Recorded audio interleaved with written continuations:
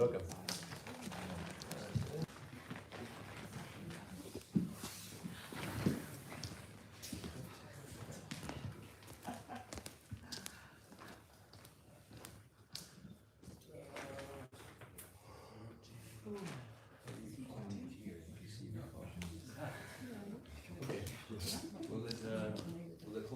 Will it pick up the audio from I there? think it's very good, but if you want to put it on, it's also okay.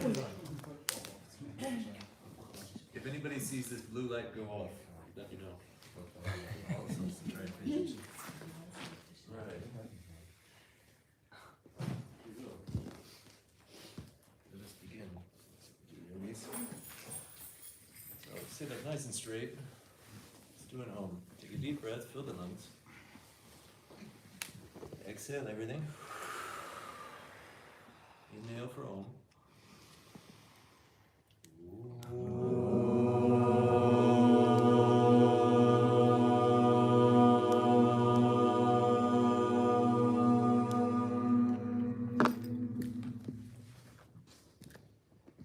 Thank you also very much for being here. Absolutely honored to be here once again. Such a sweet time. I love coming to the Netherlands. I love coming to the studio. So, yesterday we went over half of the recipe for removing pain from the body and healing the body. There are two main ingredients for changing the structure of the body and removing pain. One, you have to relax what is too strong.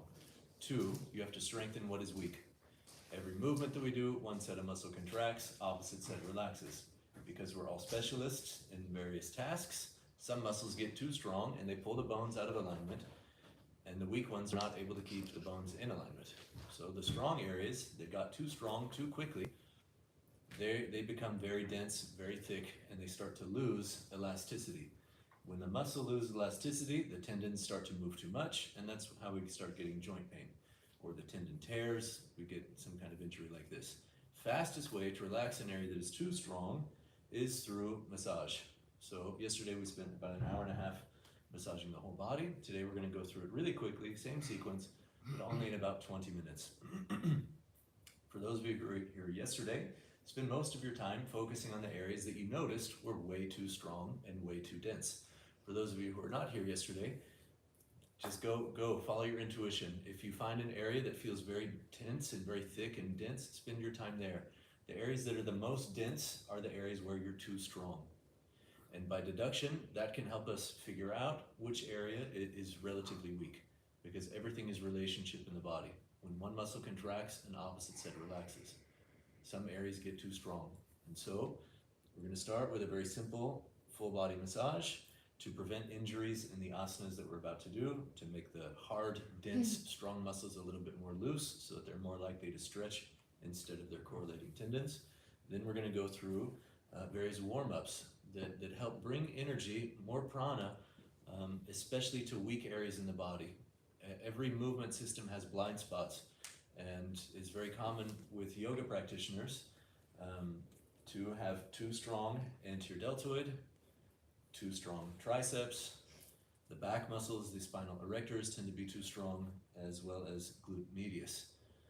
Those are the areas that most yogis, that's where you're very dense and very tight. Some of you already noticed that yesterday, and trapezius also.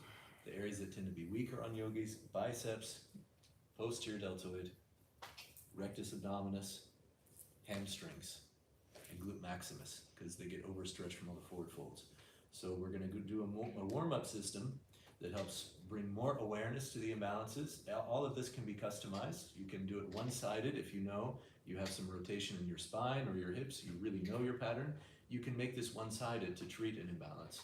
For a significant imbalance, if you do a movement system that does everything the same on both sides, the imbalance remains. For a significant imbalance, if you do a movement system that's asymmetrical, where you do things a little bit more on one side, it can actually start to bring things back into alignment. And that way you strengthen the weak and you relax what's too strong, bones go back into place, pain disappears. I'm going to go through this whole sequence, massage, warm-ups, and then into asana. With a little bit of bandha work, some mudras, working with the energy, and a little bit of pranayama at the very end. It's a crash course into, well, my own sort of methodology with approaching asana, with the intention of healing the body. Never push into pain. Make it feel good. If it's not feeling good and you're not having fun, chill out. Take it easy. You can always do less. If we're doing something later on that's quite intense and it's too much, lay on the ground, keep a ball nearby, roll out your back or your shoulder. If some part of your body tightens up during the practice, listen, stop, create a boundary for yourself. No need to keep up with the class.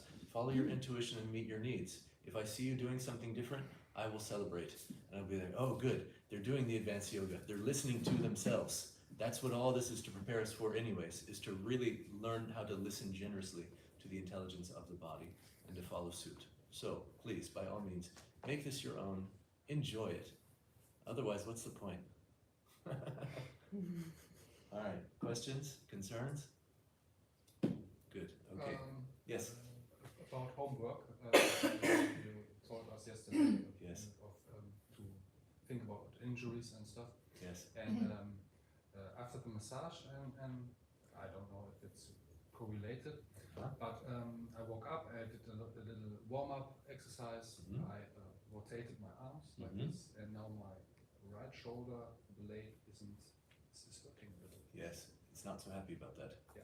Yes, so spend extra time there with the ball. That's my question, because it's, it feels inflamed or something like that. Okay. Is it then a good idea to roll? You have to follow your intuition. Can you turn around and point to the exact spot so I can see it?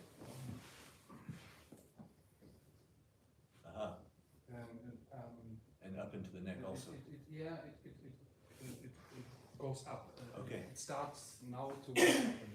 Okay, so that's going to be the trapezius muscle. And it's a big cross-shaped muscle. And it starts at the back of the skull, and it goes down, and it ends right about here, just below the shoulder blades. And then it goes out and across the tops of the shoulders. This is an area that most yoga practitioners, and not just yoga practitioners, but most human beings are too strong in this area, and it's more prone to locking up and getting very tight and very dense.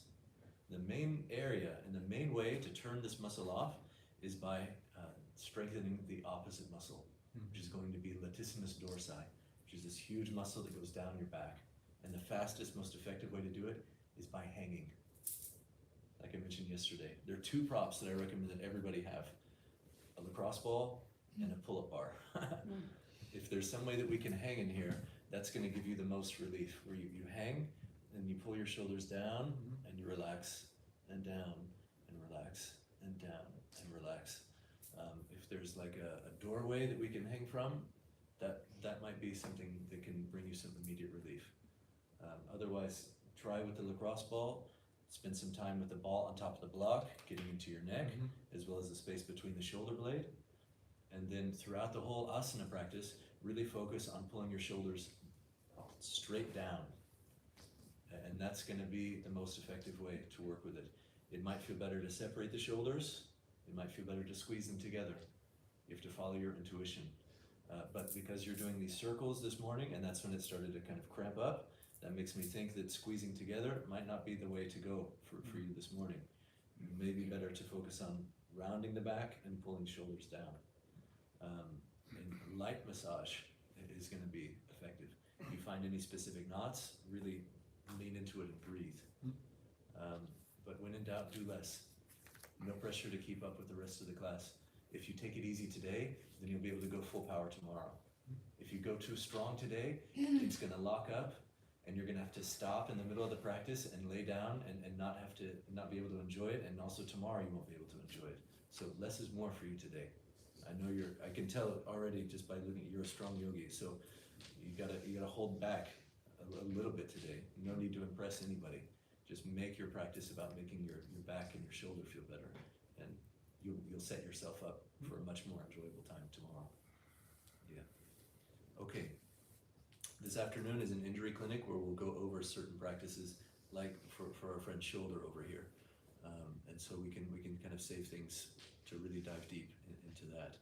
Unless there are any immediate questions or concerns or something fresh like this shoulder injury that anybody wants to talk about. No? Okay. In that case, we're going to come up to standing. We're going to start with foot massage.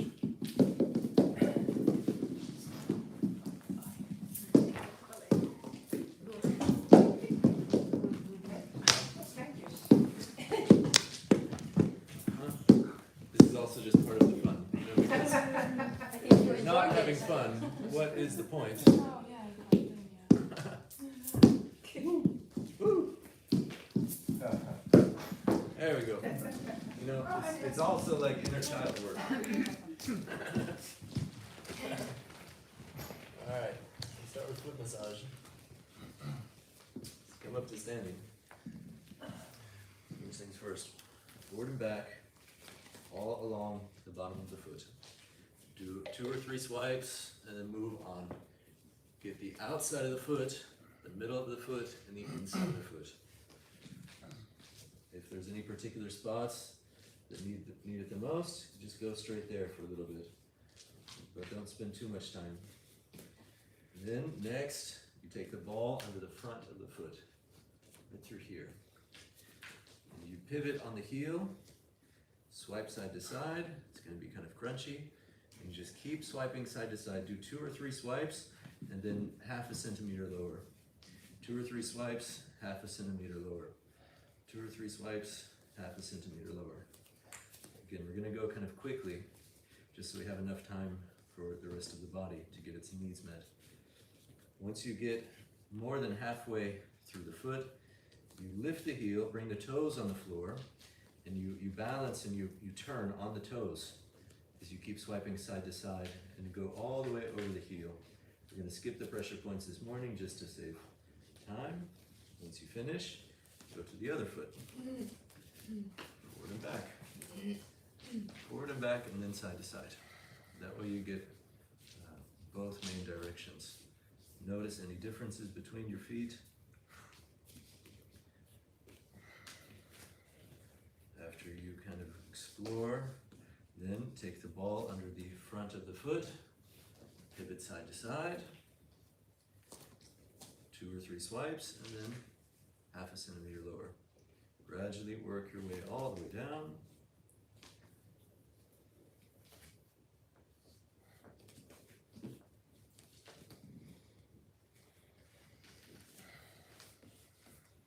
Once you get a little more than halfway, lift the heel, toes on the floor, turn on the toes as you work your way over the heel.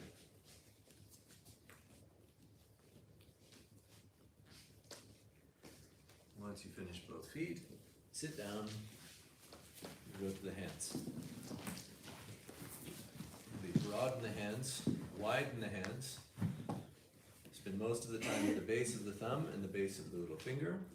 You can always push down with the top hand for more leverage. You can always put the ball on top of the block. And it will be, if you don't have a block already, make sure you do have at least one block nearby, over here in the shelves, because you will need those to do the neck massage for sure here in a little bit. So spend a little bit of time with the bottom of the hand and then get into the wrist. If you want more leverage, you put the ball on a block.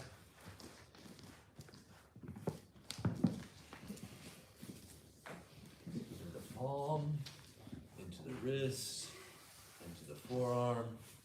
Just very briefly, very quickly, just to get a little bit more blood flowing. Get the muscle to start to soften a little bit and return to its elastic state.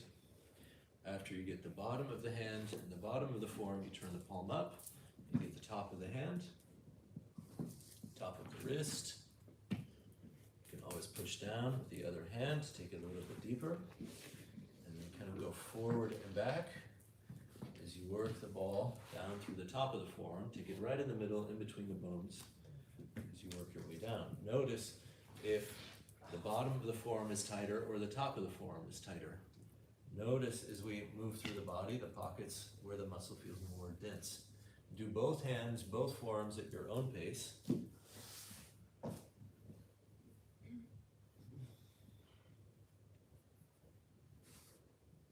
Notice any difference between your hands, between your forearms.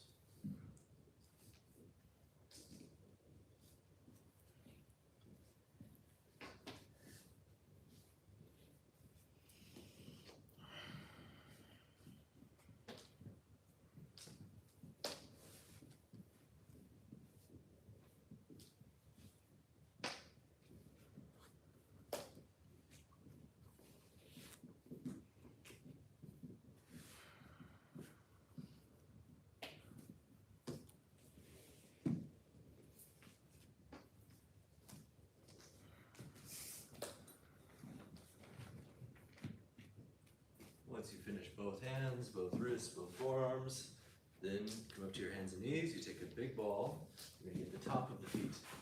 If at some point the big ball is just too much, you want something softer, let me know, I'll bring you a tennis ball. Whenever you're ready, come up to the hands and knees, take the ball under the top of the foot. Start swiping side to side with the top of the foot, the top of the ankle.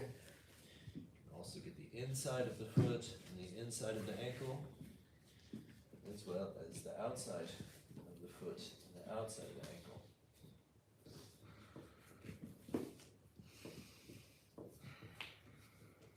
From there, you start taking the ball through the lower leg, right on the outside of the shin bone, the outside of the tibia. The tibia is right here. You take the ball just right in the center, a little bit to the outside, just kind of sliding forward and back on the floor. I'm showing you with my hands so you can see where to go with the ball. Do both legs at your own pace.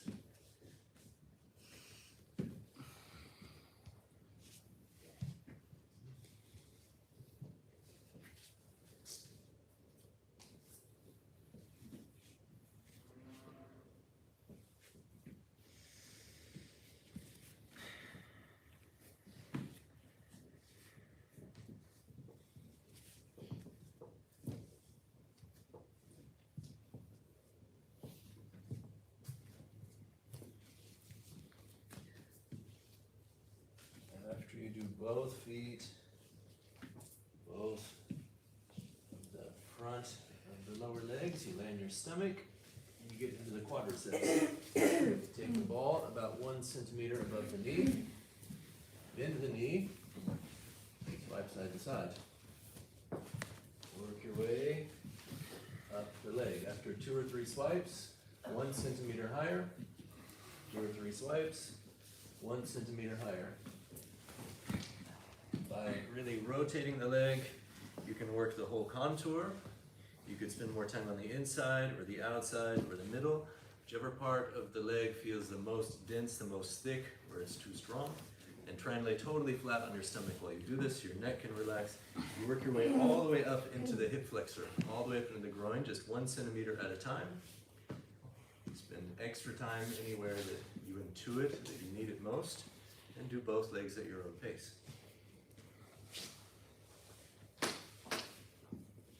If you have questions, if you're not sure if you have the ball in the right place, you just raise your hand, say my name, I'll come check on you.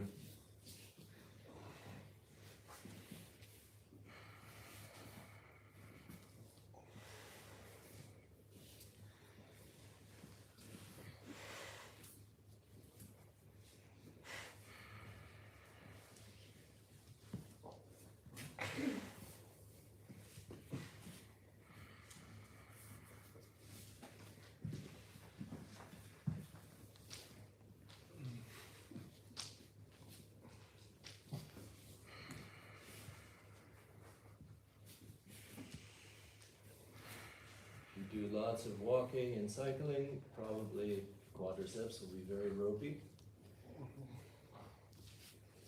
It's not a bad thing, but if they get too strong too quickly, it can start pulling in the knees or the hip flexor. So if you're one of those people, pay special attention. Which part of the leg needs the most massage?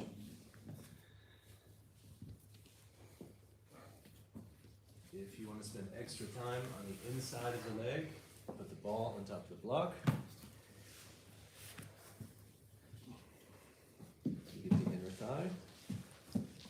2 or 3 swipes and then move on.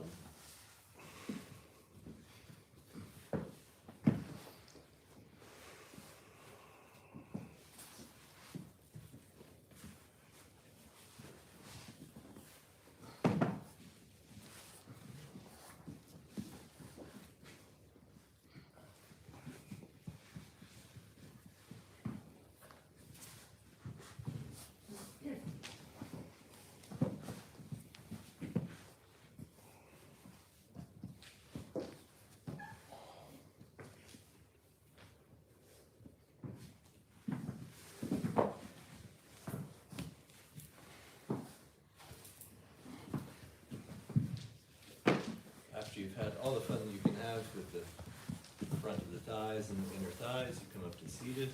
Put the ball in a block. Start getting the calves and the back of the legs.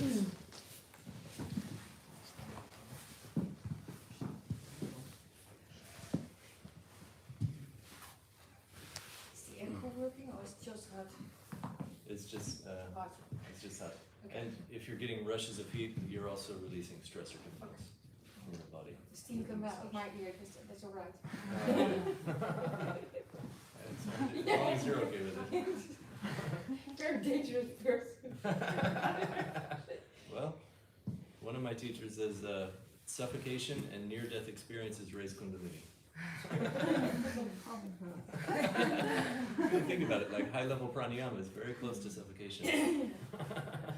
You'll see tomorrow. Just kidding. As you go on the back of the leg, skip the back of the knee and stop about 1 centimeter below the knee and start again 1 centimeter above the knee. So there's something to be said for being a dangerous person, is that you're never bored, that's for sure. No. You're always having fun. Yeah. At least I am. Good. Guys, Yes. what does it make a difference if you roll back and forth or swing sides? Yeah, they do something different. If you go back and forth, it's going to go with the grain.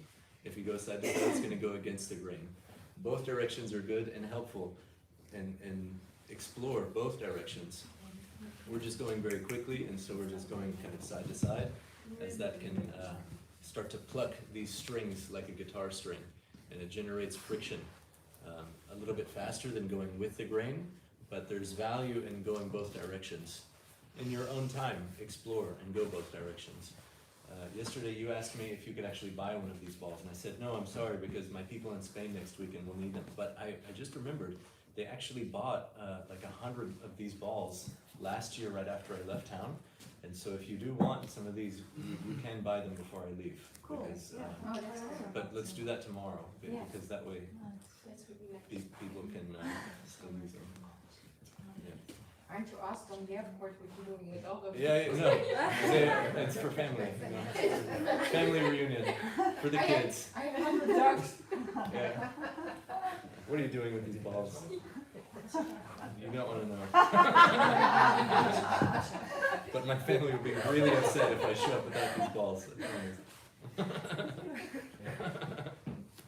Can you Juggle? jungle with them? Yeah, sure. They're quite heavy though.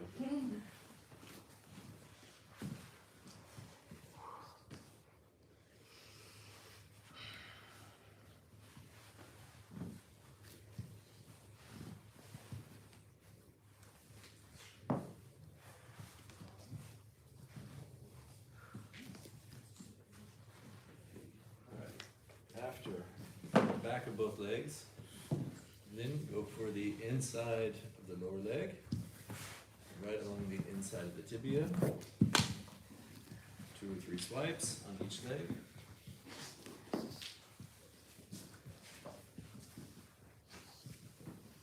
And then go to the outside of the lower leg.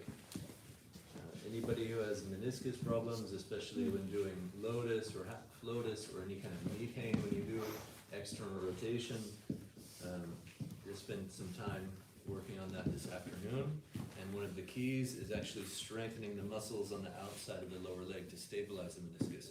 So the massage you're doing right now, if you're one of those people that could benefit from strengthening the outside of the lower leg, know that it will get tighter. And so massaging the outside of this lower leg is going to be very important for that particular body. After the outside of the lower leg, get the outside of the upper leg. And skip the knee, start about 1 centimeter above the joint, and then start working your way up. Really lay on your side to get the very outside of that body. Yeah, there you go. The IT band. Yeah, and a lot of times if the IT band is tight, it's also the glute medius on the outside of the hip is also tight. because it covers the glute medius. And if the glute medius is really tight, it's going to pull I can feel it. that T-band. And especially because of that injury that you had just a couple weeks ago. Right. Yes. Yes, absolutely. Thank you. Anybody else want one?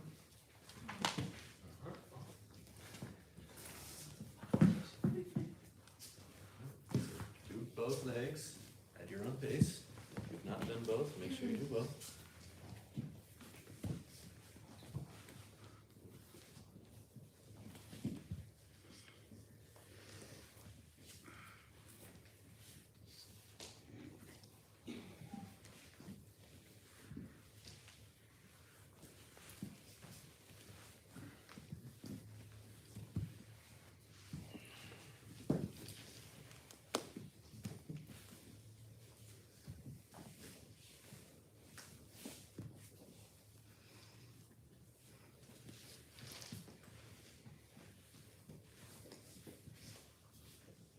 After the outside of both legs, then we get into the hips. Land your back, take the ball behind one hip, straighten that same leg. Then the opposite leg, use the bent leg to swipe the ball side to side, up and down. I'm starting at the back of my right hip, so my right leg is straight, my left leg is bent. Using my left leg to move the ball around the back of the right hip. After I get the back of the right hip, take the ball on the outside of the hip, raise the right arm, use the arm as a pillow as I start to roll on the outside of the hip to get gluteus medius, which tends to be very strong on yogis from all the external rotation, especially if you're doing lots of primary sequence. You actually have to make this muscle too strong in order to do a lot of those deep external rotation poses. So just notice what's going on in there. Do both hips at your own pace. Follow your intuition with how much time you spend. Pijnlijk, hè? Make sure that the pressure is uncomfortable but not painful. And if it comes to a point where it's not uncomfortable and it's actually pleasurable, enjoy it. That day will come if you do this on a regular basis. And is it also possible if you stay longer that the pain also just disappears? Yes, it sure is. It sure is. If you find a place that's very intense, you can just lean into it and breathe. Then generally the intensity will subside.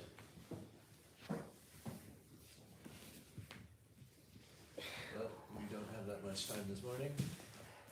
Fortunately, you can do this on your own as much as you like for the rest of your life.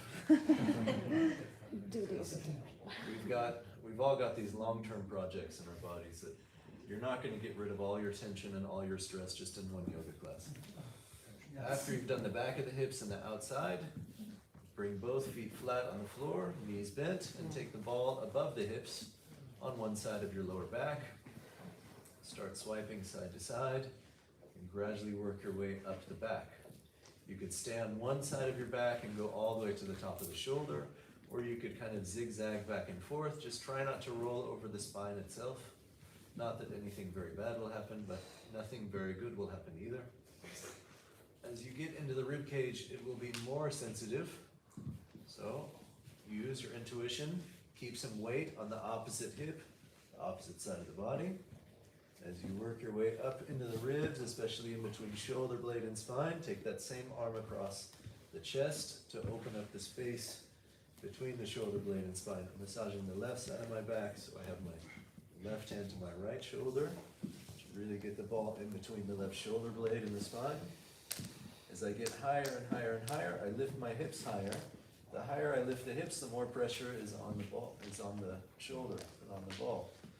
Spend extra time in trapezius, especially middle trapezius, right here, very top of the shoulder blade. Do both sides at your own pace, and we're going to get into the neck. Keep the ball on the block.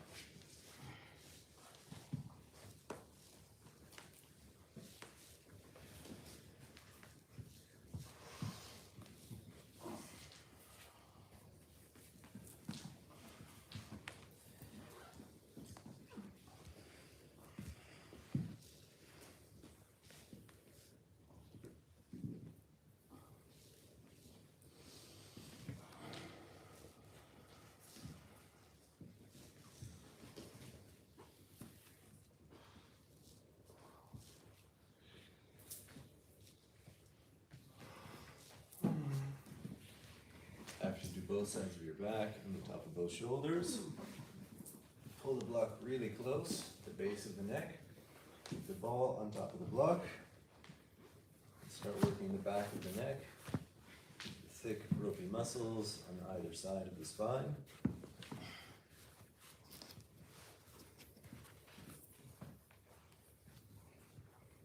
If you have extra tension in your jaw, you could go there and get the sides of the head, back of the head, top of the head. Otherwise, just briefly go through the neck. Do both sides at your own pace.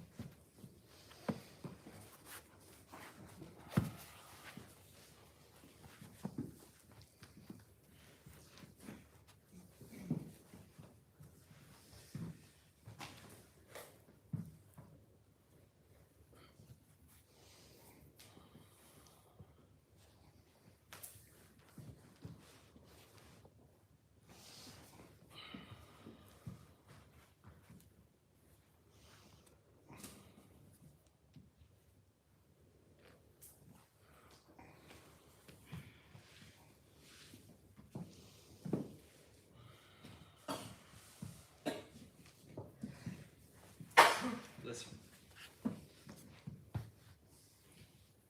Okay.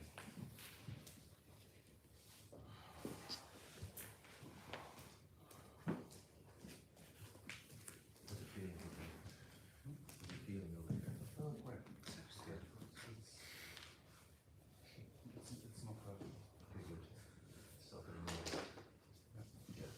Also spend some time side of your neck. But take your time. You can keep going even if we move on. Spend as much time on that part of your body as you need. When you've had all the fun that you can have with your neck, ready to move into the side body, get the triceps through the teres major, teres minor on the outside of the shoulder blade, and also the serratus anterior on the outside of the ribs. To do that, I like to lay on my side first, put the ball under the tricep, then the elbow, smash the ball with the other hand, 2 or 3 swipes, pull it 1 centimeter over. Once I get all the way to the shoulder, then I move the arm above the head. And I take the ball on the outside of the shoulder blade, kind of smash it a few times along the edge of the shoulder blade, getting teres major, teres minor, some of the rotator cuff muscles. And start working down the whole outside of the shoulder blade, the back of the armpit, and then spend a little bit of time about 1-2 centimeters below the shoulder blade on the outside of the rib cage, right through here in the serratus anterior, which is a very important muscle that you use a lot in arm balances, and it can hold a lot of tension. Both sides at your own pace. We're moving kind of quickly. You might want to spend more time in some places. You can always go back. You can always spend more time. Follow your intuition.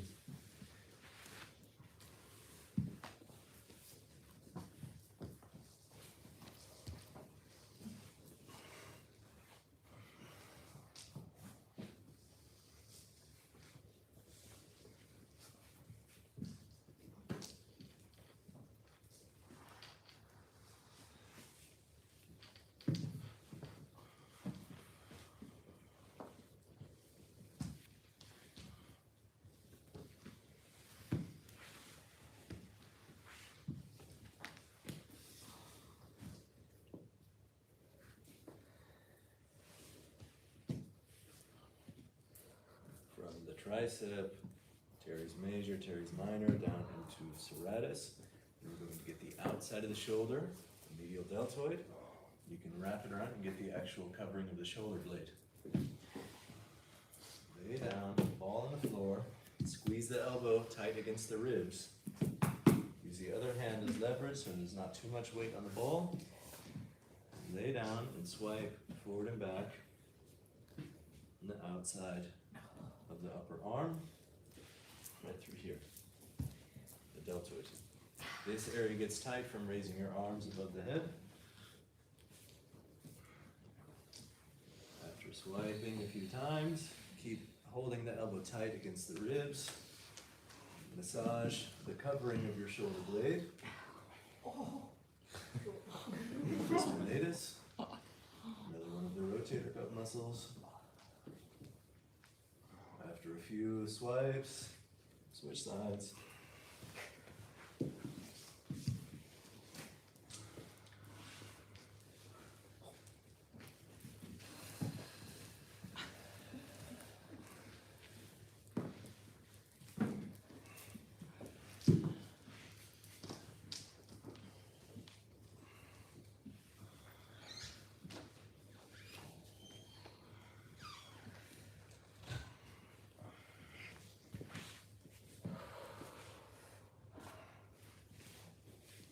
After you do both sides, then we get the front of the shoulders. You lay on your stomach. Take a block into the front of the shoulder, but you turn it so it's at a slight angle. Palm down. Ball on top of the block. And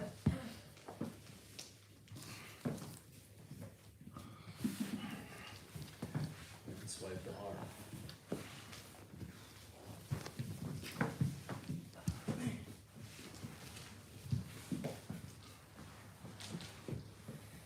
Also get into the pecs, especially pec minor. It's on the outside kind of corner. But then you're not only put it on your muscle, but also on your joint. Well, if the muscle is very tight, it's going to pull on the joint. Okay. And so that's why we're doing this, so that they stop pulling on the Okay. joints. It's going to turn right through here, and then right through here. Both sides, you can get the kind of upper pecs as well.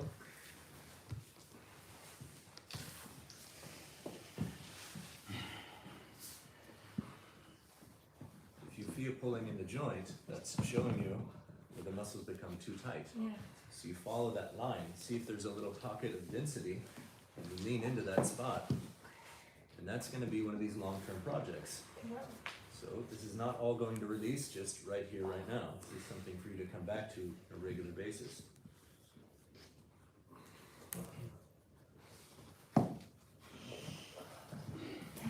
We have to find a spot with a pocket or? A density, where it's very thick. Oh, there, yeah, okay. Yeah. It's like everywhere. The whole body is a long time project. Yes, it is. The whole body is a long-term project. But some places will be more interesting than others. Some places have more buried treasure than others. And those are the places to go to. If you're on limited time, that's the place to go to. Alright. After you've had all the fun that you can have with massaging the front of the shoulders, we're going to go over 2 stretches for the front of the shoulders. Stretching is always more safe and effective after massage, and we all need more massage than we have the time or the energy for. Best form of massage is going to be somebody else's hands, but they're not always possible. Second best are your own hands, but your hands will get tired before your body's ready for you to stop, and some places you can't get to with your own hands. Third best option are the balls. They don't get tired, and you can get to very hard to reach places. After you've done massage, straighten your right arm out to the side. Hand is level with the shoulder. Bring the left hand underneath the left shoulder. Keep the right palm down, and I twist to the left to stretch out the anterior deltoid. Muscle you just massaged. Take a couple breaths, and then switch sides. Take the left arm out to the side. Hand as high as the shoulder. Right hand flat. Press into the right hand. Twist to the right. To the left, to the left, to the left, to the left. After you do both sides, after a couple breaths, come back down.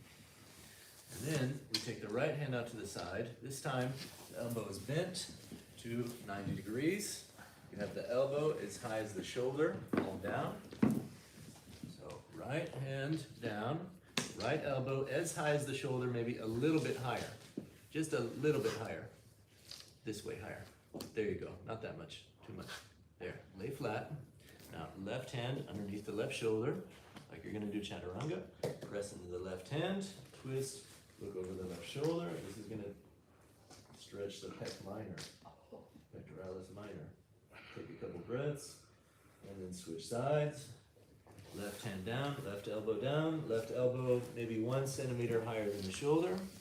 Right hand flat, press into the right hand, twist, look over the right shoulder. Take a couple breaths.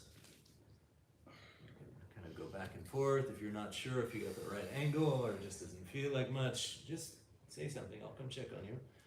But after you do both sides, lay flat on your back, and we're gonna jump into warm-ups, somatic movements.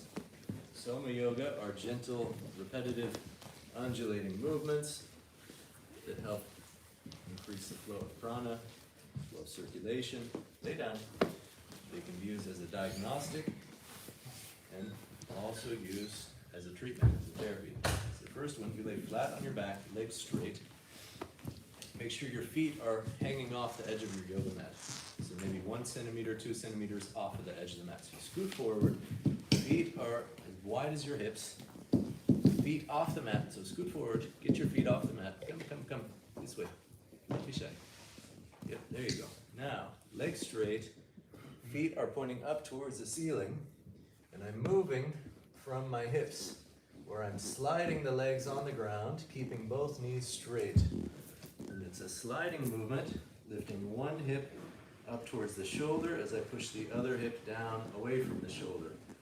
Most of you have been to a doctor at some point in your life, and some of you might have been told by the doctor that one of your legs is longer. What is more likely is that one of your hips is higher. It's possible that the bones can be longer, but it's less common. So this sliding movement, notice the amount of effort it takes to create equal range of movement. Notice if you have naturally more range on one side. Notice the amount of effort it takes to create equal range of movement. You got about 30 more seconds.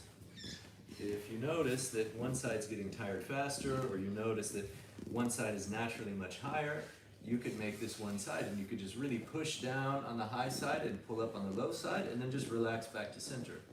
That's one way of customizing this. Got about 10 more seconds. Find a range of movement without pain, and then go fast.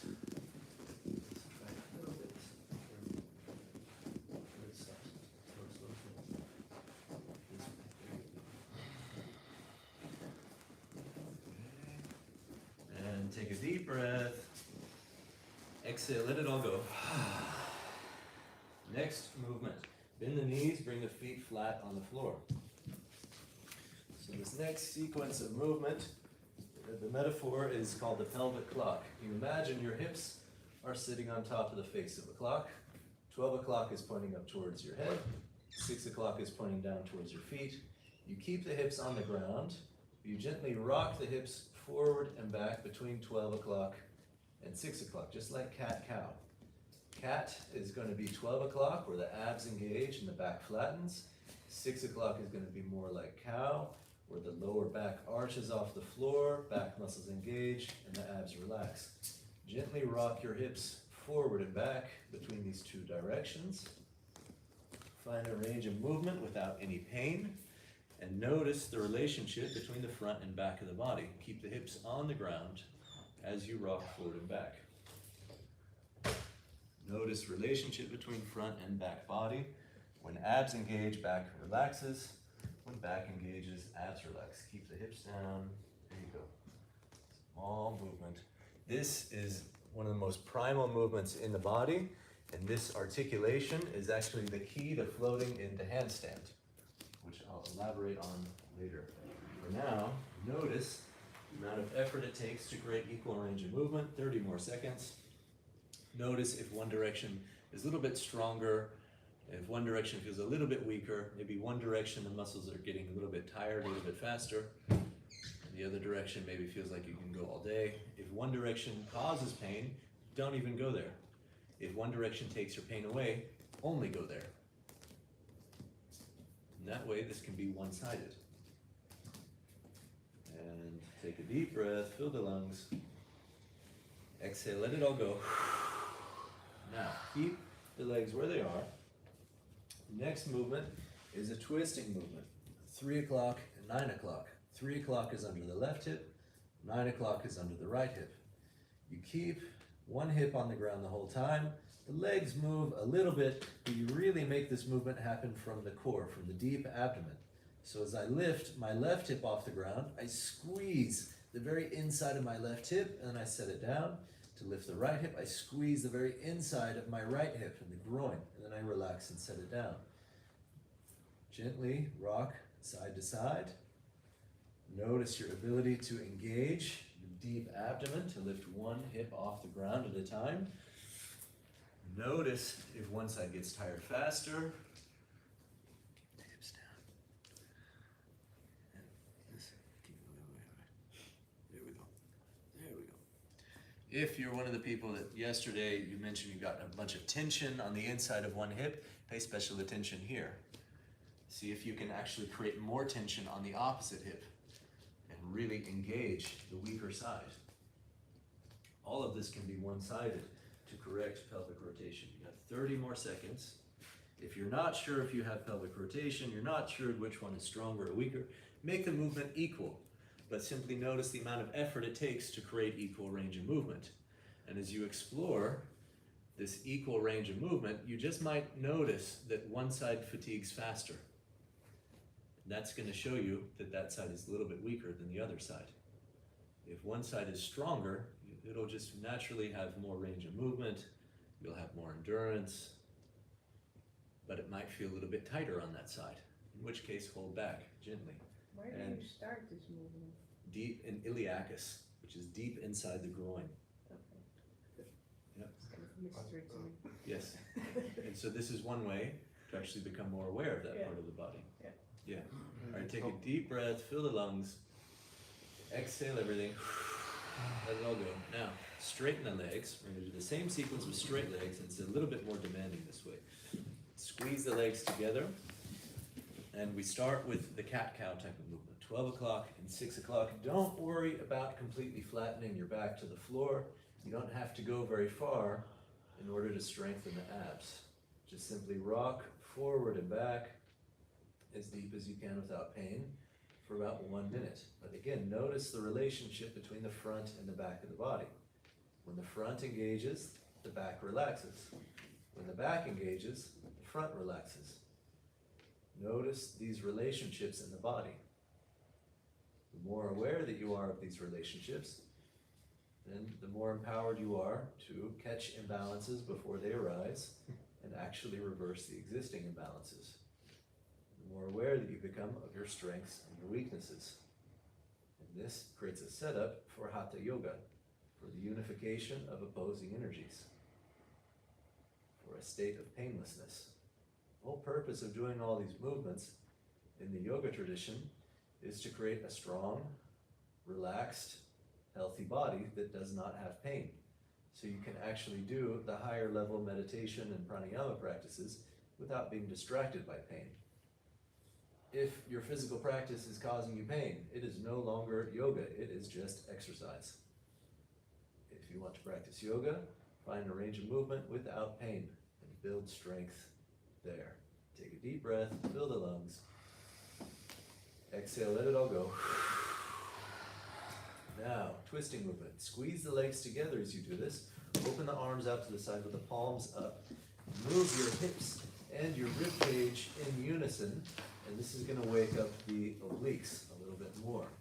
You're still going to use iliacus deep inside the groin, but you're also going to use the obliques to twist side to side here. Yep. Find a range of movement without pain, and then go a little bit fast. Notice, just notice your natural tendencies. Notice the relationships in the body. Notice if one direction gets fatigued faster. This is an exploration of self. These are not just simple exercises. These are ways to know yourself more fully. Is your butt relaxed or not? Little bit.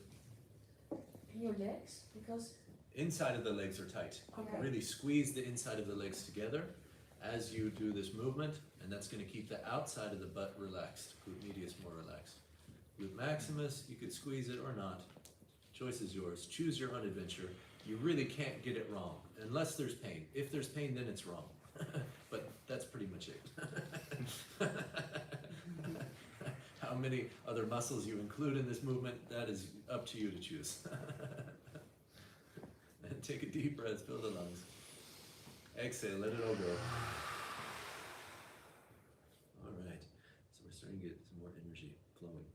From here, keep legs straight, toes point up towards the ceiling, and we're going to do Tadagi Mudra, which means lake or pond.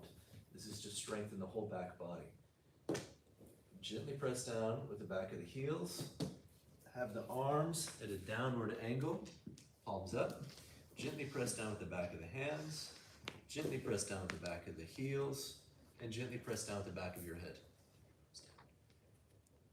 Try to have the arms at a slight downward angle, engaging the whole back body. When you press down with the back of the head, try not to lift your chin up or down, but keep it level. And just simply engage the whole back body. Now, if this is too easy for you, and you want to strengthen your hamstrings and glute maximus, especially if you have a hamstring injury or a glute maximus injury, lift your hips off the ground. Keep your heels down and lift your butt off the floor. If that causes compression in your lower back, come back down, engage your abs a little bit more, really flatten the back towards the floor, keep those abs engaged, and then only lift the hips as high as you can without losing your abs, and that will help any compression in your low back. If this is still too easy, raise one leg off the ground if you just want to strengthen the back of one leg. So say you injured your right hamstring attachment years ago, and you just want to strengthen that right hamstring attachment, lift the left leg off the ground and breathe there. Of course, you could switch sides, but if you know that you need to strengthen the back of one leg more, spend extra time strengthening the back of that one leg.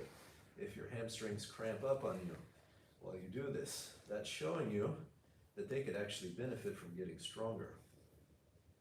After a few breaths, set it down, relax.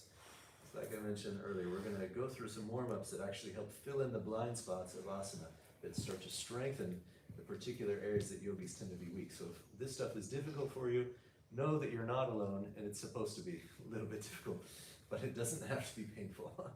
Okay? All right. Take a deep breath, you guys. Exhale, relax. Now, from here, we're going to get a little bit deeper into ab strength. So, raise your legs straight up towards the ceiling. Bring your hands on your stomach, on your abdomen. Now, very gently lift your feet straight up to the ceiling as if you're going to roll back into shoulder stand, but you make it very small. So you just barely lighten the pressure on the back of the hips, and it starts to flatten the lower back to the floor and engage the abs. If you're one of the people with very tight hip flexors, leave this one out. And we can do a different type of ab exercise. This is going to strengthen lower abdomen, rectus abdominis, which most yogis tend to be weak here, and there's a lot of high-level yogis, the head of certain organizations, including in Ashtanga yoga, that have abdominal hernias, that have mesh put in their bellies, because the nature of this asana system is to overdevelop the back and to overdevelop bandhas, but not enough development in the superficial abs. And that is what creates a setup for abdominal herniations. And so if you do not want that to happen, this is one way to prevent that from happening. And if that has already happened to you, this is one way to make it, to prevent it from getting any worse. Got about 1 more minute. You guys got this. Keep going. Just breathe slow and deep and comfortably as you do these very small movements, lifting up and down. Of course, if you really want to strengthen your abs, you're going to have to do much more than we're doing today. This is just an exploration of certain movements that can really help fill in the gaps, the blind spots of traditional asana practice, which modern day traditional asana practice is only 100 years old. There were no such thing as fixed sequences before Pattabhi Jois, the brilliant mind that he was, really compiled Ashtanga Yoga system for his courses at the Sanskrit College in Mysore, India. The classical 4 series, primary, intermediate, advanced A, advanced B, were created that way so he could teach 4 semesters at the Sanskrit College. Krishnamacharya did not teach lead practices, and this is straight from the source, from giving extensive interviews in the community of Mysore with the people who studied with Krishnamacharya and Pattabhi Jois. Take a deep breath, fill the lungs, exhale, let it all go. Take a breather, relax for a second. Next, from here, pull your knees into your chest, rock up and down your back, make your way up to your hands and knees. We're going to go into some cat-cow movements. It's regular, good old-fashioned cat-cow, nothing fancy. We'll make it fancy tomorrow. Today we're just kind of laying the foundation to build on. After a few cat-cows, then we're going to go into some wrist strengthening practices. So, with the hands, you've got 2 main directions. You've got extension and flexion. Most yogis, our whole practice, we're in extension the whole time. So the most common place that yogis have wrist pain is at the very top of the hand, because the extensors get too strong. You can even see, when I lift my hand up, the muscles at the very top contract, they get shorter. The muscles at the bottom, they lengthen.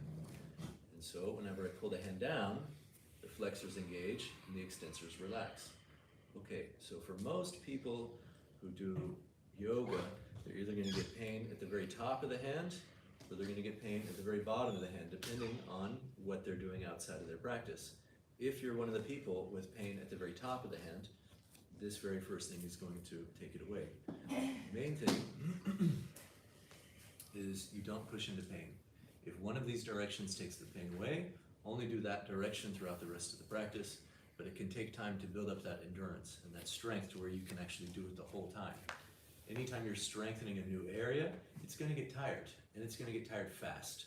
And if you keep pushing, it's going to become so exhausted that it can't do anything anymore. And then for you to get through the rest of the series, you're going to have to compensate to get there. If you're one of the people with wrist pain, hold back, do less vinyasas, do less arm balances, only do as much as you can while engaging your weak areas. So that's a little disclaimer. Let's see, first, before we go into those exercises, come up to standing so we can look at hand placement. The classic idea for hands, middle finger, hands shoulder width, middle finger forward is based on 30% of the world's population. And so for 70% of the world, we actually need something a little bit different. So to see where your hands need to be, not my hands, not hers or his, yours, where yours need to be, you squeeze your arms together, keep the elbows underneath your shoulders, and turn the palms facing forward. But keep the elbows tight against your ribs so they're underneath the shoulders. And you can even look around the room and you can see that there are different angles amongst different practitioners. Can you come up here for me? Because you've got really straight arms. You can see whenever she turns her hands forward, her hands are almost directly underneath her elbows and her shoulders, whereas mine are like super wide. And so this is called a carrying angle, like you're going to pick something up and carry it. It's simply the way that the humerus, the ulna, and the radius line up in your elbow. This is just your particular bone structure. Okay? So, for people who have one of these angles, if you force the hands to be shoulder width apart when you do vinyasas, what it can happen is it creates a lot of rotation in the wrist and the elbow and the shoulder, and it can start to wear out those joints. And so, the wider an angle that you have, well, the more high risk that it is, the more likely you are to get some problems if you force those hands to be too close. All right, thank you so much. What, So- what angle do you mean? It's the way that these three bones line up in the elbow joint. It's called a carrying angle. You're gonna carry something. Yep, that's just what it's called. Okay. And so some people have a larger carrying angle than others. You can see I have quite large an angle. And yeah, so do you, but really squeeze your arms close. And there, that's a more accurate idea of your carrying angle. And then also look at this angle in relation to your yoga mat. Yeah. For some of you, your hands might have to be off the mat. If you're in pain. If you're not in pain, don't worry about this. But a lot of people have wrist and elbow stuff, and this is something to notice. So now, come back to your mat. Just for fun, lay your hands as wide as your shoulders, middle fingers forward. Hands as wide as shoulders, middle finger forward. When you put weight in your hands, you will notice that there's even pressure between the two sides of your hands. It's automatic, there's even pressure.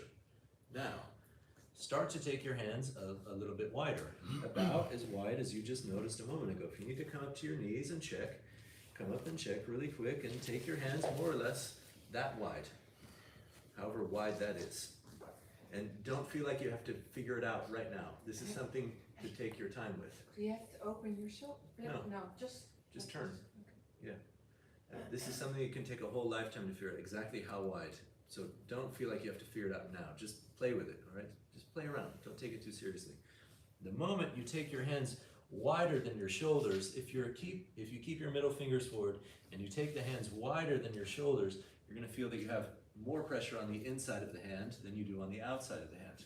So we don't want to do a bunch of vinyasas and handstands like that because you're going to wear out the inside of your wrist joint faster than the outside. So anytime you take the hands wider, you also have to turn the hands out until you feel that even pressure between the two sides. If you're one of the people with really tight anterior deltoid, having at least index finger forward is automatically going to externally rotate the humerus, and it's going to open up the front of the shoulder a bit more. It's going to help you engage teres major, teres minor, which is going to open up your neck and make your neck feel a lot more comfortable when you do all these handstands. If you're a yoga teacher, you got to call something out to your class. At least encourage people to have their hands a little bit wider than shoulders and index fingers forward because you're going to meet 70% of the room that way. All right? So play with it. Play with the angle. Don't feel like you have to get it perfect. This is something to explore on your own. And one of these days you're going to find a sweet spot. And the sweet spot might also change over time as your body changes. But this is something, the first thing to play with. The second thing to play with in terms of wrist pain, in terms of the relationship between the strength in the front of the back of the hand, if one line is too strong, it's going to cause pain. So we're going to play with micro, invisible movements. I'm going to make the movement big so that you can see these two directions. Do not make it this big. Make it small so that you can feel these different muscles engage. If you go too big, you're not going to be able to advance. And I'll show you why. So the first movement is I grip with the fingertips. I lift my knuckles off the ground, the middle knuckles. I lift this part off the floor, but I keep the fingertips down and I keep the base of the fingers down, and I start to lift the base of my palm off the ground, which is going to initiate flexion. It's going to engage all these muscles at the bottom of your arm. If you're one of the yogis that has wrist pain right here on top of your hands when you do all your vinyasas, this is most likely going to completely take it away, almost immediately. And so you start off on your hands and knees, shoulders of the hands, and you do little reps, lifting the palms up and down. But again, I'm making this big. Do not go this big, because the moment we make it more weight-bearing, if you try and make it the same depth and the same height, you're just going to start doing one hand at a time, and it's not going to work. It's going to be more about, oh, how do I make it big? Don't make it big. Focus on feeling the muscles at the base of your forearm engaging and shifting the weight slightly forward and gently lightening the pressure on the base of the hand. You can still keep your hand on the ground, but play with slightly shifting forward, and notice how it feels on the top of your wrists if you're one of those people with pain at the top of the wrist. If this is actually causing you pain through the bottom of your forearm and you're actually too good at this, you're actually too strong there, we have to do the opposite. So the opposite movement is you actually keep the base of the hand on the ground, squeeze your elbows in, and you do reps lifting the whole front of the hand off the ground. And so if you're one of the people with wrist pain, one of these directions will feel better than the other direction. If you do not have any pain in either direction, celebrate. Do both directions. So that's the next step, is you gently shift forward and back between these two directions. Now, make it smaller. And then, if this is too easy, the next step is you take your knees back like you're doing a modified plank. Now you're going to be bearing much more weight in the hands. So this is why I say make it small. Don't make it big. Make it small. It's going to be way more physically demanding on your hands to go in these two directions here. But this is how you can slowly build that strength back in your hands if you're suffering from a wrist injury. And if you do this one, Huh? if you do this one, then the weight has to be equally on the whole hand or only on the beginning on the wrist. Both. Okay. It's going to be even between the two sides as you shift forward and back. Okay. As I lift the front of the hand, all the weight's in the back of the hand. As I lift the palm, all the weight's in the front of the hand. But we find a width and a turnout to where the pressure is even between the two sides. But we're playing with shifting the weight forward and back to play with this relationship. Next, if this is too easy for you, then you go into plank. And this is how you gradually integrate and relearn how to do all of your arm balances, all of your handstands, with customizing where the weight is in your hands. If you're one of the people with wrist pain, or you have students with wrist pain, this is how I've completely made all my wrist pain disappear. But it took slowly, over months, going from here to here to here. And then eventually, you start playing with the same movement in your chaturanga, in your upward dog, in your downward dog, and in your bakasana. But that's what I mean. The more weight that you bear, the smaller the movement has to be. It's not about making it visible. It's about making it invisible. It's about feeling which muscles are active and intuiting in the moment, oh, it's going to make it feel better if I go a little bit more this way or a little bit more that way. It's about spending the time really playing around and developing a stronger connection with your body so you really can develop this intuition. If you overdo one direction, it's going to get too strong, it's going to pull the bones out, you're going to get pain. So then you have to go the exact opposite direction to create balance. Can I ask a question? Please. Well, you can finish your... Well, this is the basis of Hatha Yoga. Like increases like, opposite creates balance. If one direction is too strong, if we keep going that way, it's going to create an imbalance and it's going to create pain. So anytime you notice that one area is too strong, you have to strengthen the very opposite direction to strengthen the weak. And if you just can't make this angle, like my wrists are really, really tight, and it doesn't matter if I see you doing this, I can't even do that. I just saw you do it. What do you mean? You just did it. But it hurts. So So you make it smaller. Make it invisible. Yeah. It's not about how high you lift the hand. It's about, I can go back and forth and my hand never even leaves the ground, but I can feel the different muscle relationships engage. And that's the advanced yoga, is when you make it invisible. Yeah. You make it so small that there's no pain, and you build strength there. And that's how the pain will gradually disappear and the range will actually increase if you find a range of movement without pain. Yeah? Yeah. So if you can, you keep your hand down. Keep both apart. Keep the whole hand down, but just very gently shift back and forth and feel the different opposite muscles engaging. And if one direction feels weaker and it actually takes the pain away, spend most of your time focusing on that direction.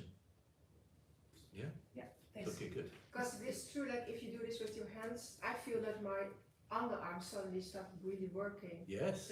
That's okay. Yeah, anytime you're lifting the palm off the ground, you're really going to work the underarm. Yeah. And that's why most yogis are too developed in the top of the arm. And that's why we get pain at the very top of the wrist. And so for that situation, you really want to develop the underarm by lifting the palm off the ground. Just know you do this and you start finding this in all your handstands. After a few months, you're going to get too good at it and you're going to get pain here and here, just like I did. First 10 years of practice, chronic pain right here. Tape it up, do all kinds of things, but it was worth being in the pain to straighten out my spine with the handstand. So I just kept doing it. 10 years deep, I met a teacher who said, oh yeah, all you gotta do is lift your palm off the ground and all the pain's gonna go away. I was like, what? Blew my mind. It's like, oh my God. And immediately he was right. All the pain completely disappeared. And so then I had to relearn how to do all my handstands, 0 weight in the palm. Took me 9 months, finally got there where I could do a handstand, no weight in the palm, but I got too good at it, too fast. I got too strong too quickly in the flexors, and then I started getting pain in the wrist joint and the elbow joint. I was on my way to teach a workshop. I was like, oh shit, what am I gonna do? I gotta demonstrate all weekend, got all this pain, oh my God. I get there, and there's one guy who shows up who has the exact same problem. And in the moment, boom, immediately it flashed on me, you know what, you and me, we're gonna do all our handstands this weekend, lifting the whole front of our hand off the ground. And we're gonna really engage our extensors, because that direction completely took away this pain. Yes? Like increases like, opposite creates balance. And that's what I mentioned yesterday. The thing that is medicinal for you right now, today, that takes your pain away, might become poison later. Might be the very thing that causes you pain later when you get too good at it, when you overuse it. And the thing that's poisonous right now, that's causing you pain, might be the very thing that is medicinal for you in some time. Might be the very thing that takes your pain away.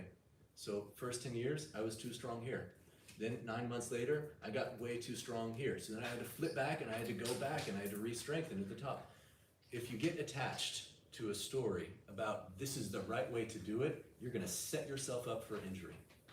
Be fluid, be curious, play.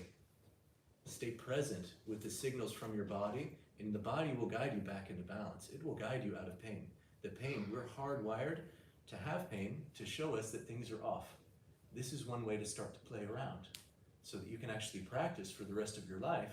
You can do these vinyasas, you can do this ashtanga, you can do vinyasa, you can do all this stuff and really enjoy it for the rest of your life. But if you get locked into only doing alignment in one way because it's the right way, there's gonna come a time when you feel completely betrayed by the system and you just give it up completely because it's not for you. When really the thing that was not for you was a dogmatic approach to a system that's actually meant to free you from dogma. Yeah? So this is one way to play. This is one way to free yourself. It's invisible. Nobody can even tell that you're doing it if you make it invisible. You can show up to anybody's class, they're not gonna tell you it's the wrong way or the right way because they can't even tell you're doing it. This is invisible yoga. This is advanced yoga. Yeah, you really make it your own. Okay, so that's one way to play with the hands. Next, we're gonna strengthen the back of the shoulders. For you, my friend, be very careful with this one because it's gonna be really squeezing the rhomboids. Maybe just go super gentle. Maybe even don't do it, just observe. Do as much as you can. If you wanna try it, play with it, but take it easy. Tomorrow we'll go stronger on this one for you. All right? Can I Yes. ask a question? Yes. If you have pain on this side, does the same mechanism work? So do you train muscles on this side? You train it on that side. The other thing you can do is you grab your thumb Mhm. and you very gently go downward, and it's gonna stretch out this tendon. Okay. But the main, and this was where my pain was these first 10 years. Play with bringing the thumb in a little bit, so you're not really squeezing it out too much. You bring it in while you're doing your handstands or your arm balances, and you really focus on slightly lifting the palm off the ground. But gently squeeze the thumb inward and see if that changes it. Yep. All right, straighten back of the shoulders. While we do this, either have your forehead on the ground or your chin on the ground. It's okay to look up to see what comes next, but while you do it, try and keep your chin on the ground, your forehead on the ground. First movement, hands and low back. Come on, do it with me. All right, so first movement, if you lift the elbows up and down, it's okay if the elbows touch the floor, it's okay if they don't touch the floor, don't worry about that part. The first movement is just simply lifting up and down 4 times. Of course, you can do more than 4, but 4 is a good place to start. It's going to strengthen infraspinatus and the rhomboids. After 4 times, next part of the sequence, you lift the elbows, pause, then lift the hands, pause. Then you reverse, set on the elbow, set on the hands, then sit on the elbows. So you do this 4 times. Elbows, hands, hands, elbows. Elbows, hands, hands, elbows. Elbows, hands, hands, elbows. Elbows, hands, hands, elbows. Next part of the sequence. Lift the elbows, pause. Lift hands, pause. Straighten the arms behind you, but keep lifting the arms super high. Oh, and you can keep your knees straight. I'm just doing this so that I can get my whole body in the shot of the camera. You can keep your feet on the ground. You lift the arms high. Then you reverse. You bend the elbows, hover the hands over the back. Set down the hands, set down the elbows. You do this 4 times. So elbows, hands, straighten. Keep lifting high. Then bend the elbows, hover the hands over the back. Set down the hands, set down the elbows. Again, elbows, hands, straighten. Reverse, bend elbows, hover the hands over the back.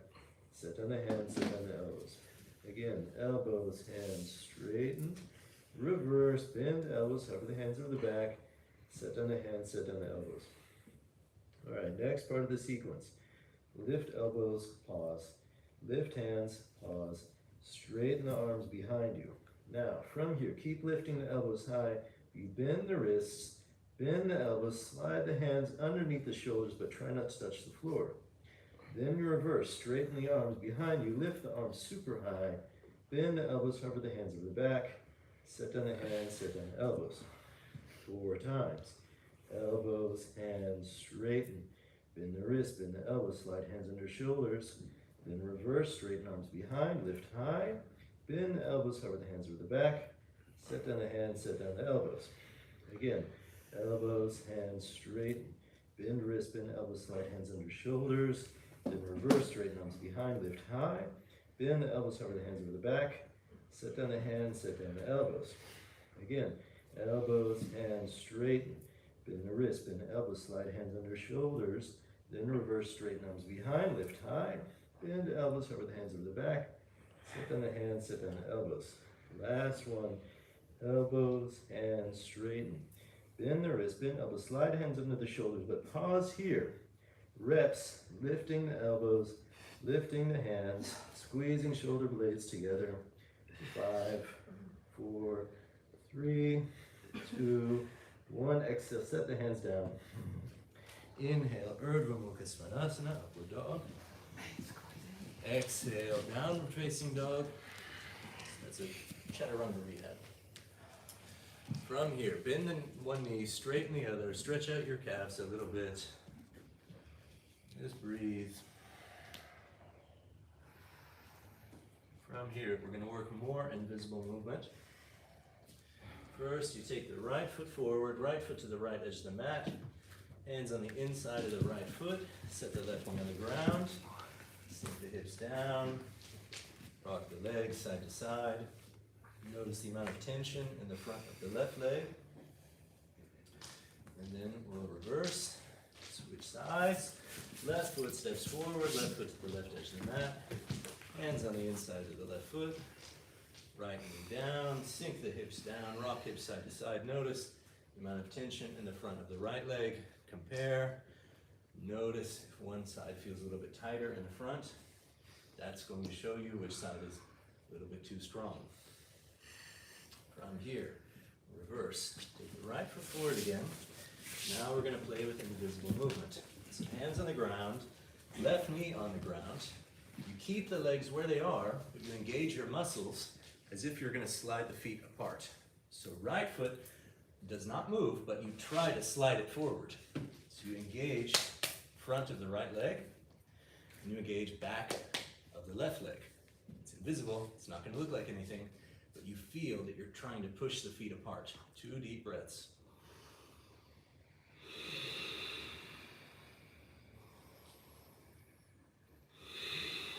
Next, invisible movement, squeeze the legs together. Engage the back of the right leg, front of the left leg, 2 breaths.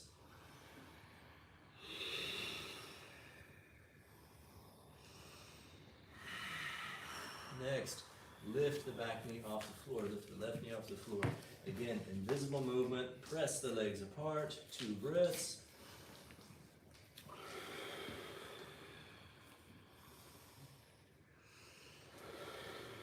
Then invisible movement, squeeze the legs together, 2 breaths.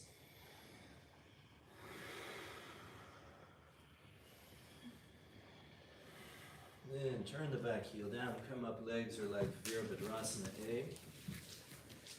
Traction, invisible movement, press the legs apart. As you press the legs apart, gently open the hips so it's more like Virabhadrasana B. That's a natural tendency as you push the legs apart. 2 breaths.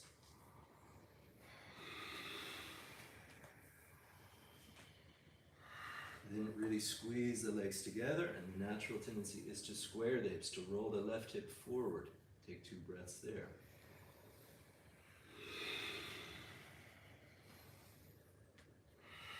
Then straighten the front knee, legs like Trikonasana. Again, invisible movement, press legs apart, opening the hips, 2 breaths.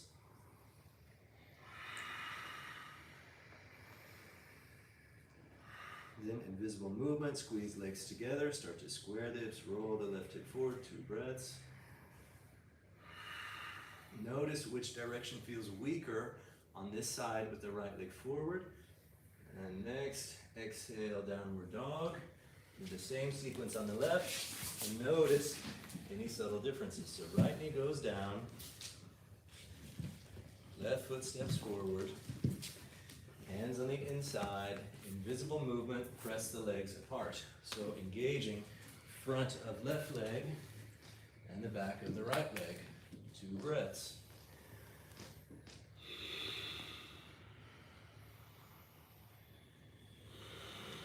Then invisible movement, squeeze legs together, engage back of left leg, front of right leg, 2 breaths.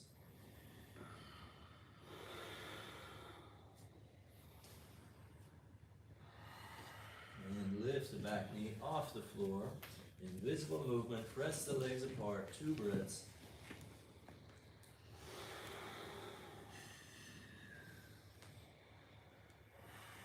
Then invisible movement, squeeze legs together, 2 breaths.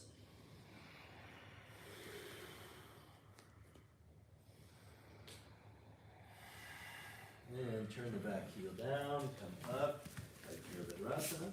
Front knees bent, press the legs apart, open the hips like Virabhadrasana B as you press the legs apart, 2 breaths.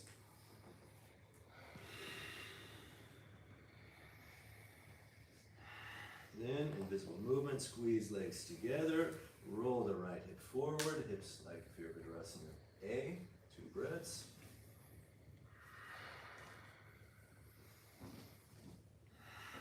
Then straighten the left knee, legs like Trikonasana. Press the legs apart, opening the hips, 2 breaths.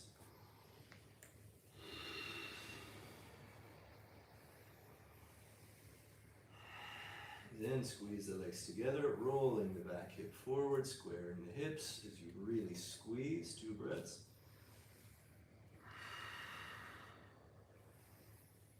And exhale, Chaturanga. Whichever direction feels weaker, that's the direction to explore in the standing poses. Inhale, upward dog. Exhale, downward dog. Bend the knees, walk forward, come to the front of the mat. Inhale, arch your back, look forward. Exhale, fold, relax your neck. Inhale, stand up straight. Okay, now we're going to work with Nali Kriya, abdominal massage. Yesterday. So this one, be patient with yourself, be gentle with yourself. It can take a long time to figure out. We're going to go over a few different stages. Best way to do it is to practice in front of a full-size mirror so you can keep your hands on your legs to have the maximum amount of pressure, and best on an empty stomach. If you had a large breakfast, my apologies.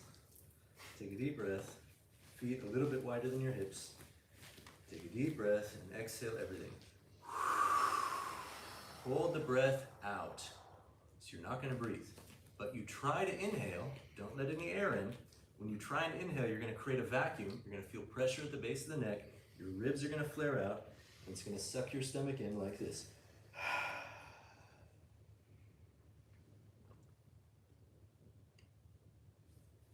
Whenever you're ready, you relax, take 2 deep breaths, come up to standing, and go for another round.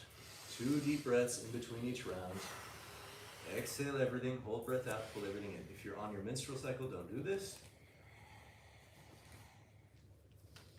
We're working with this deep vacuum. The abs are totally relaxed while we do this. I'm using the diaphragm, I'm using the lungs to create a vacuum. Pull everything in as deep as possible. And so you really lengthen the spine while you do this. Play with the pressure. Play with getting as deep as possible, pulling the stomach in. You try to inhale, but don't let any air in. And that is what's going to create this vacuum. This is the first step for learning Nali Kriya. And this can already be quite powerful for bringing a whole lot of oxygenated blood into the organs, lengthening and opening the abs. Spend time with this one every morning. First thing before you have anything on your stomach. Best if you do it in front of a mirror so you can really look at yourself doing it. If you move your hands to try and feel, you're going to lose the pressure and you're going to lose the vacuum. Being able to maintain the vacuum is the prerequisite for doing the next stages. We're going to go over the next stages, whether or not you're ready for it. We're going to go over it so at least you know where to work for your homework. Right. I noticed that one side is stronger than the other in this this one. That Yes. like this is more tight than that side. Totally. It's normal. It's quite common. My right side's also stronger than my left with my abs. You can even see it's just slightly more developed on the right side. And so I try and spend a little bit more time on the left side. So the next stage is where you maintain the vacuum and then you engage rectus abdominis. So you're doing two opposite things at the same time. The diaphragm is and the lungs are pulling everything in, and then you're engaging the superficial muscles, and that's what creates an isolation of rectus. And then we can go into isolating individual sides, which is what will help for you. But this part is the prerequisite for that. So that looks like this. You exhale everything.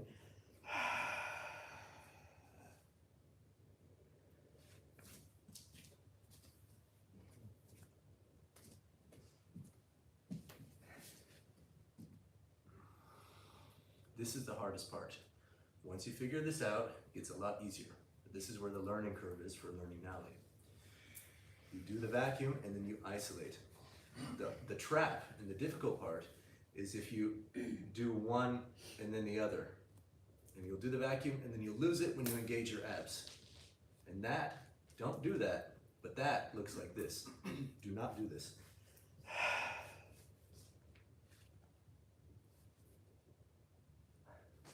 Right? That is different than this.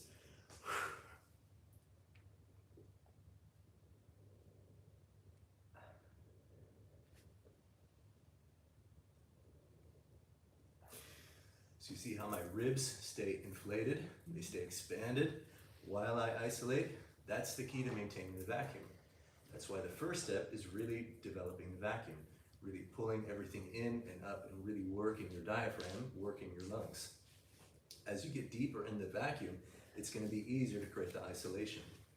Once you can create the isolation, you just do reps, doing the isolation while maintaining the vacuum. As that gets easier, then we can start to isolate just one side of rectus abdominis. Okay, that looks like this.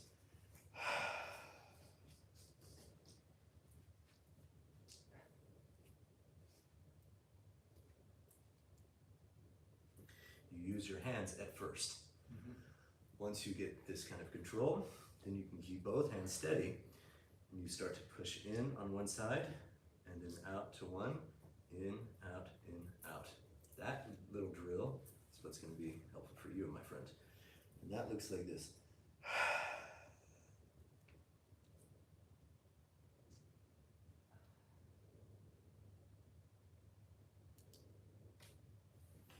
So you could just do one side.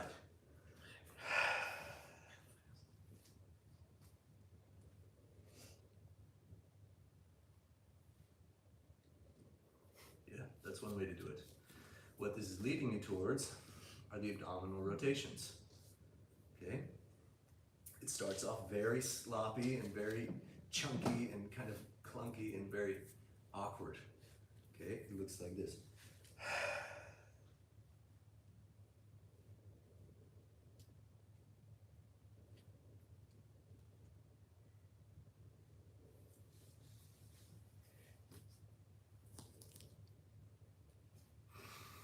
Or you start by using your hands. Over time, you don't need the hands. You just use the abs.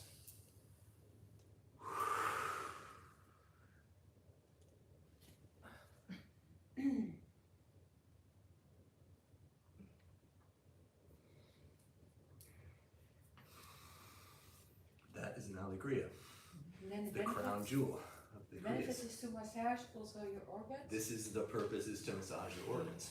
No other purpose, or to strain up your It Body develops control over rectus, but it's not going to give you a six-pack.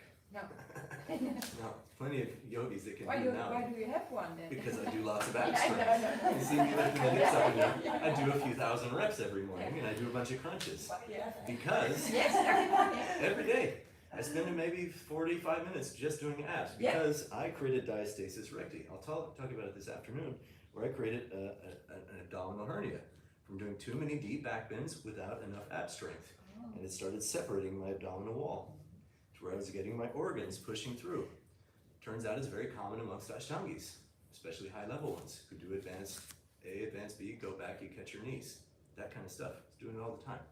So that's why now I do a boatload of abs and very little back bends, because I got too good at back bends. Okay. Yeah? And the only way to get really deep in the back bend is totally relax the abs. If you want a more sustainable back bend, you don't want to slip a disc, you don't want an abdominal hernia, only go as deep in your back bend as you can without relaxing the abs. Protect your back, protect your organs. So, Nali is the fastest, most effective way to massage the internal organs. It's called the crown jewel of the Kriyas. It's the most powerful of all the Kriyas. It's mentioned in a lot of the ancient texts. It's not very common, it's not taught in a lot of yoga classes because it's awkward and difficult and it takes forever to figure it out.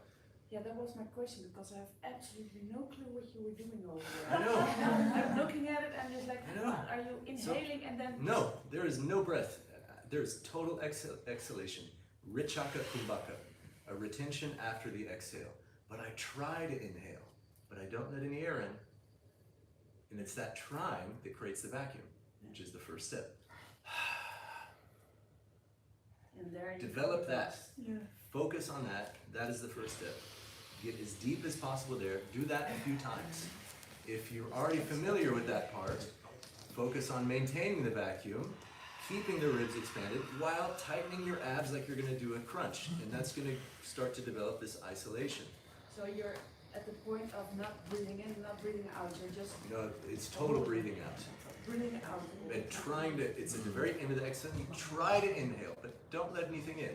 And that is what pulls the epiglottis down and the diaphragm up, and it expands the ribs out. That's the place to spend your time. Even if you just do that a few rounds every morning, it's going to be amazing for the digestive system. It's going to start to smooth out the fascial webbing around the organs and do wonders for, yes. Why do we feel that pressure here? Because the epiglottis is a little diaphragm, it's a little skin flap that closes off the lungs. Whenever you eat or you drink food, automatically this little flap of flesh closes off your lungs. You don't get water in your lungs. You don't get pizza in your lungs. Yeah?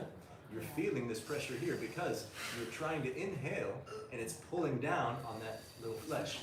It's pulling down. You actually have several diaphragms in the body. You got the crown, you've got the soft palate, you've got the epiglottis, you've got the diaphragm, you've got the pelvic floor.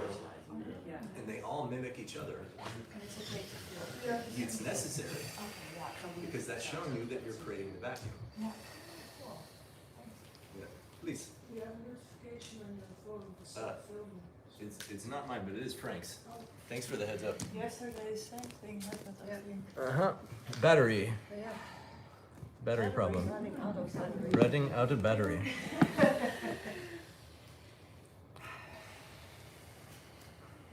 I don't know how to use Dutch. Can somebody help? You can do, I think,